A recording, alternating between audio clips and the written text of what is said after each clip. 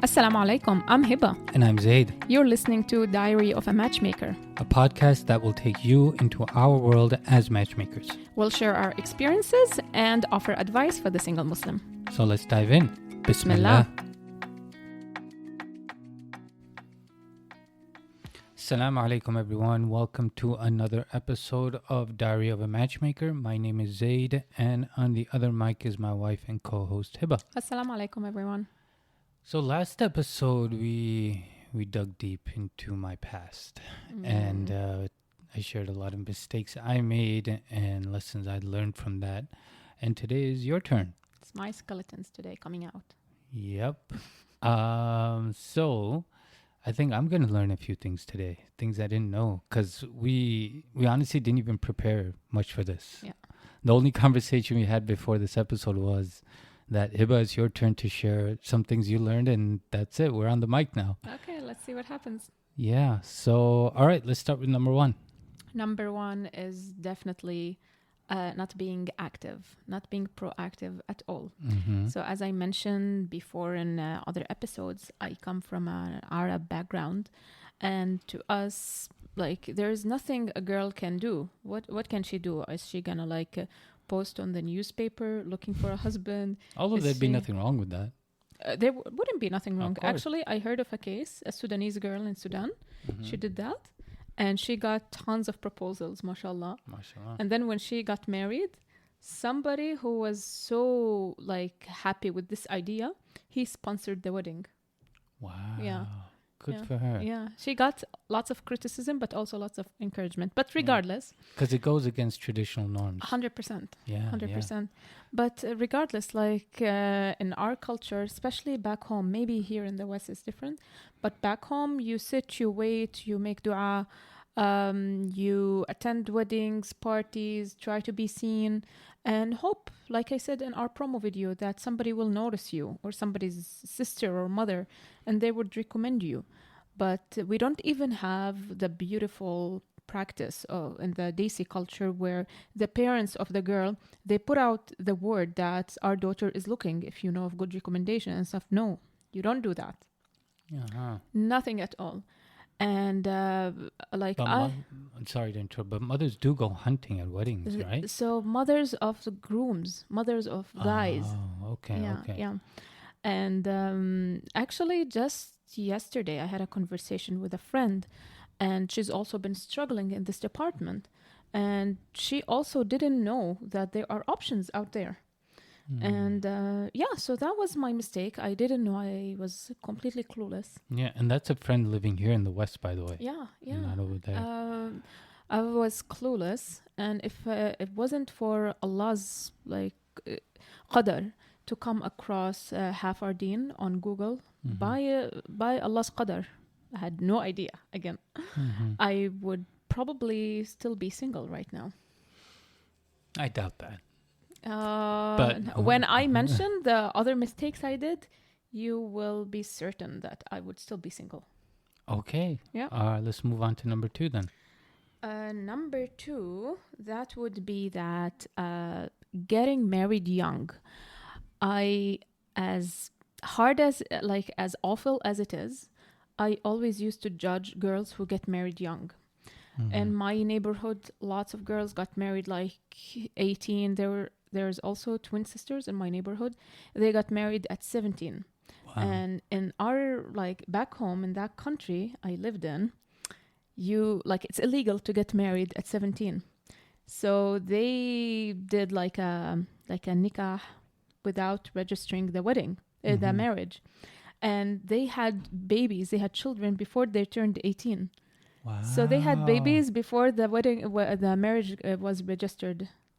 Wow. But they didn't get into any trouble with that? No. Oh, because No trouble. society there is pretty liberal. Yeah.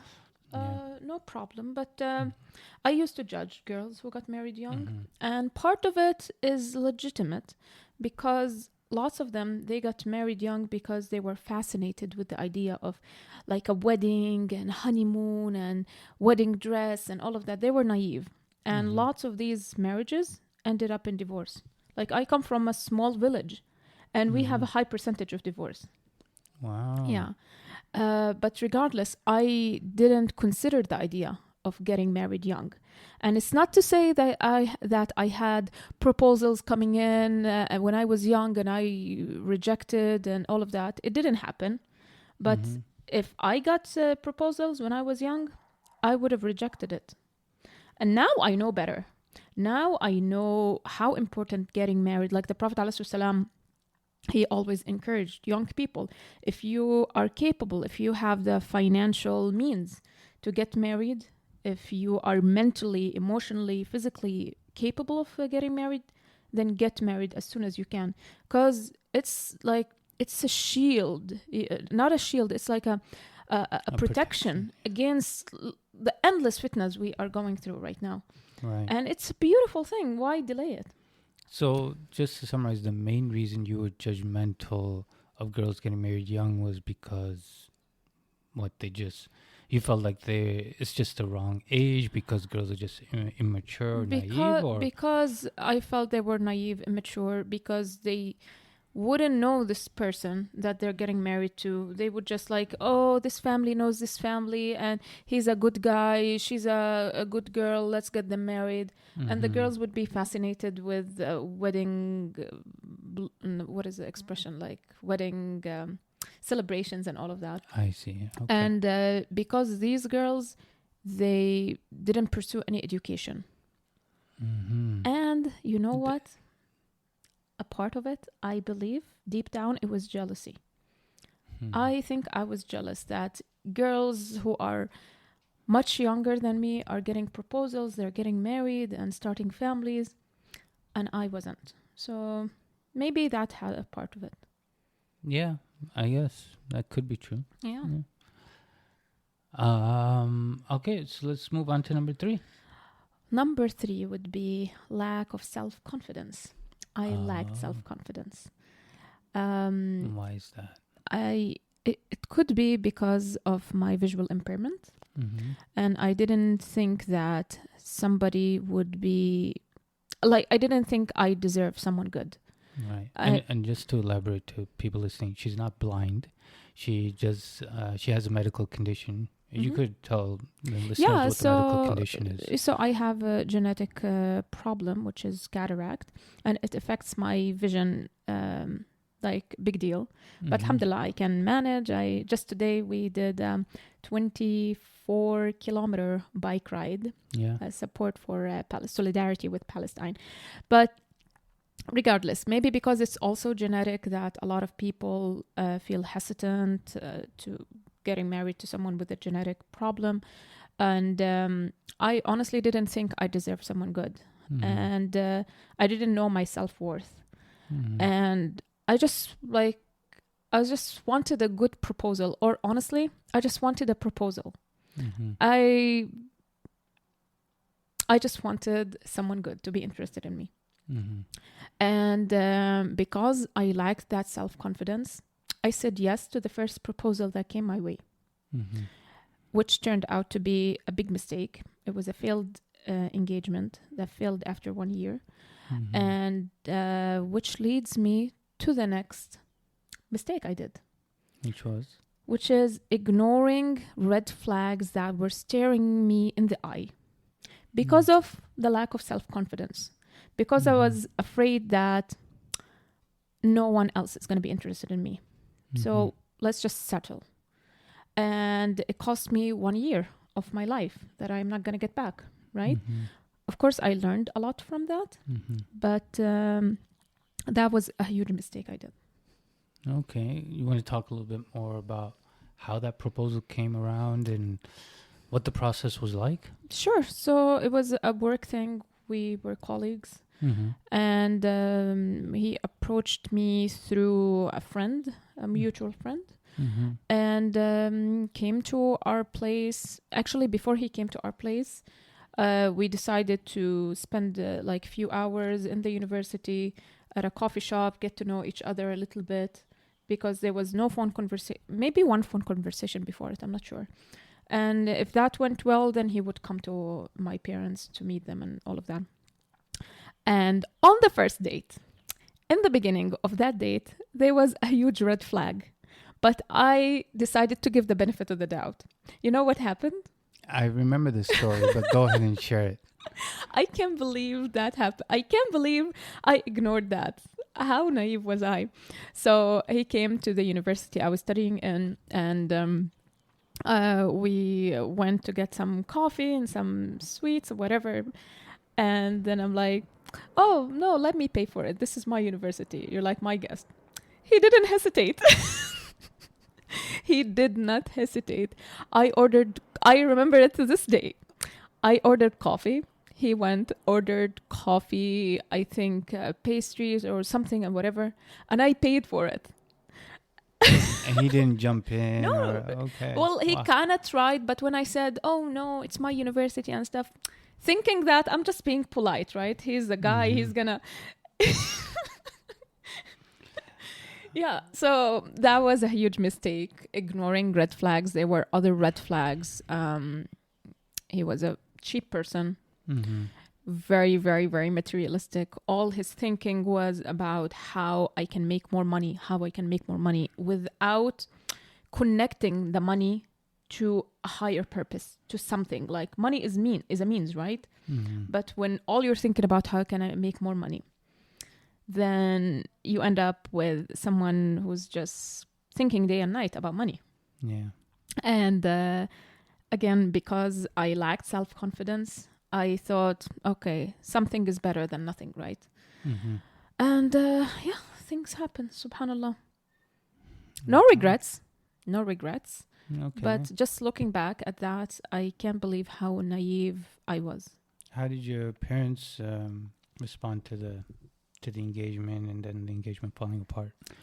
My mom didn't like him from the beginning, and he didn't like my mom from the beginning. My mom is very perceptive, and she saw something in him.